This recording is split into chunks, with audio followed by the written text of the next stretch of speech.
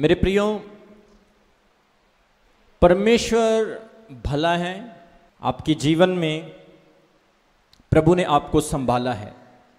मुझे इस चीज़ की खुशी है कि बहुत सारे लोग बीमार हुए लेकिन स्टिल जिंदा हैं। बोलो हालेलुया। जब महामारियां आती हैं, पवित्र शास्त्र बाइबल कहता है जो राजा होते हैं बड़े बड़े, जिनके पास सोना चांदी हर एक चीज़ होती है, इस टाइम में राजा लोग भी अपने घुटने टेक देते हैं जब महामारियां आती हैं। पवित्र शास्त्र बाइबल के मुताबिक पहले बहुत सारी महामारियां आ चुकी हैं। यूसुफ के समय की सबसे बड़ा अकाल, एलिया के समय का सबसे बड़ा अकाल, सोने की 80 सिक्कों में, चांदी के 80 सिक्कों में गधे का सिर बिका था उस वक़्त खाने के लिए, और औरतें अपने बच्चे खाना चाहती थी। इस तरह की महामारियां। इसलिए हर एक मुश्किल समय में परमेश्वर आपके लिए उपाय करता है, इंतजाम करता है, समस्याओं में हल निकालता है। जितनी प्रार्थना मैंने आप लोगों के लिए की है, उस प्रार्थना का आंसर, उसका प्रतिफल आपको शायद आज नहीं दिख रहा, लेकिन जो प्रार्थनाएं मैंने आपके लिए की है उसका प्रतिफल आपको आने वाले समय में परमेश्वर दिखाएगा। और सुनो, और आपके बच्चे, आपका भविष्य 100% ब्लेस होंगे। हमारे चर्च में ऐसे बहुत सारे विश्वासी हैं जिनको प्रभु ने जीरो से हीरो बना दिया।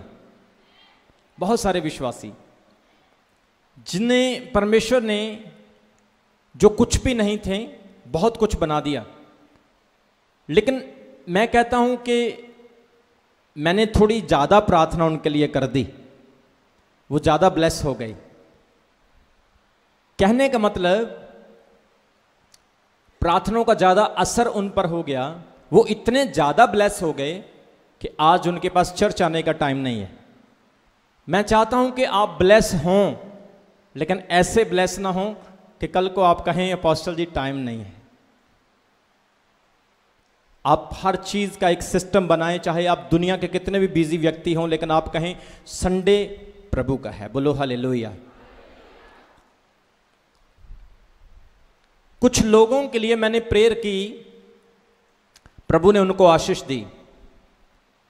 उस वक्त जब उन्होंने प्रार्थना कराई, उनको ऐसा लगा कि प्रार्थना से कुछ नहीं हुआ, लेकिन कुछ समय के बाद, महीनों के बाद, कुछ सालों के बाद उनके काम बनने शुरू हो गए।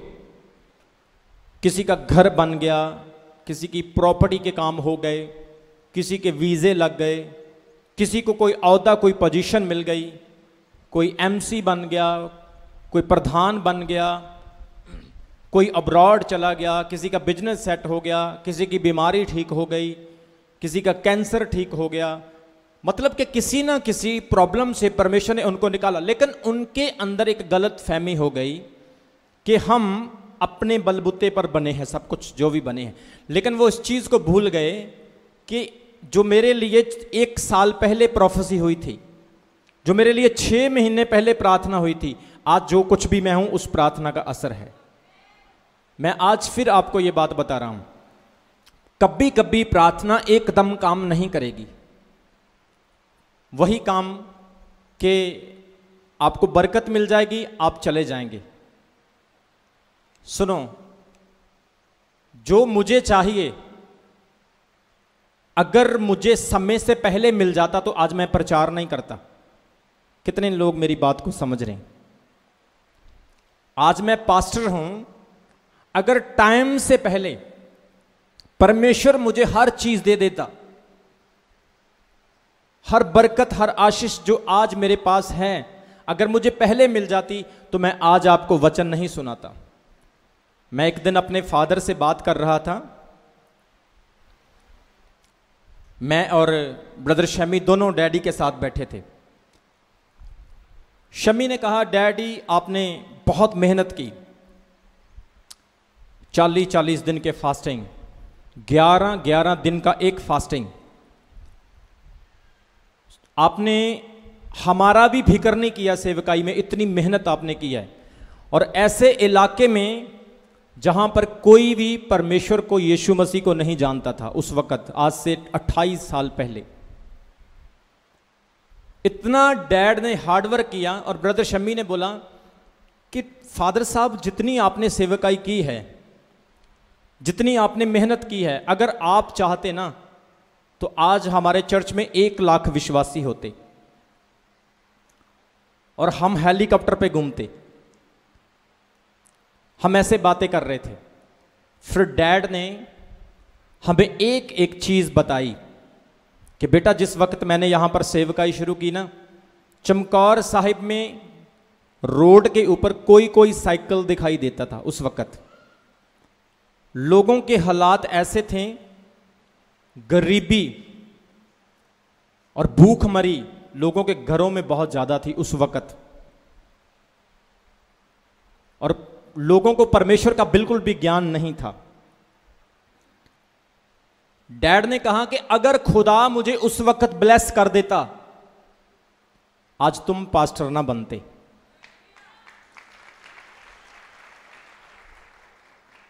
उस वक्त अगर हेलीकॉप्टर्स मिल जाते, दुनियावी बरकतें मिल जाती, तो आज रमन हंस अपोस्टल ना होता। मैंने कहा, फादर साहब, बहुत सारे आपके साथ जो सेवकाई करने वाले थे आपको छोड़कर चले गए, उन्होंने आपका साथ नहीं दिया। लेकिन मेरे डैड ने मुझे कहा, बेटा, मैंने हमेशा यह महसूस किया, मुझे किसी के साथ की जरूरत नहीं, मुझे परमेश्वर के साथ की जरूरत है। आज जब आप प्रार्थना करते और करवाते हैं, शायद आप महसूस करें कि मेरी प्रार्थना में डिले है, थोड़ी देर लग रही है, लेकिन मेरे फादर की भी यही आपके वाली टेस्टमनी सेम है। उनकी बरकतों में भी देर हुई, उनकी ब्लेसिंग्स में भी देर हुई, क्योंकि खुदा ने अंदर अंदर से उनको तैयार किया। और परमेश्वर अंडरग्राउंड 2 सेवकों को तैयार कर रहा था, परमेश्वर 2 पास्टर्स को तैयार कर रहा था। परमेश्वर जानता था कि मेरे इस दास के बूढ़े होने के बाद इस सेवकाई को नीचे नहीं आने देना है, इसलिए परमेश्वर ने रमन को और शमी को अंडरग्राउंड तैयार किया।